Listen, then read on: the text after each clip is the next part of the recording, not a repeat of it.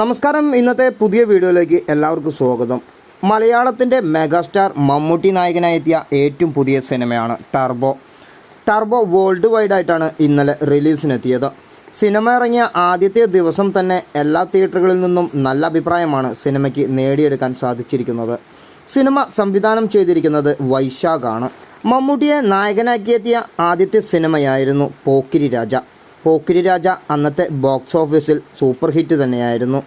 നല്ലൊരു കളക്ഷൻ നേടിയെടുത്ത സിനിമയ്ക്ക് ശേഷമാണ് മമ്മൂട്ടിയെ വെച്ച് വൈശാഖ് രണ്ടാമത് ചിത്രം മധുരരാജ ഇറക്കുന്നത്. മധുരരാജയും അന്നത്തെ ബ്ലോക്ക് ബസ്റ്റർ ഹിറ്റ് തന്നെയായിരുന്നു.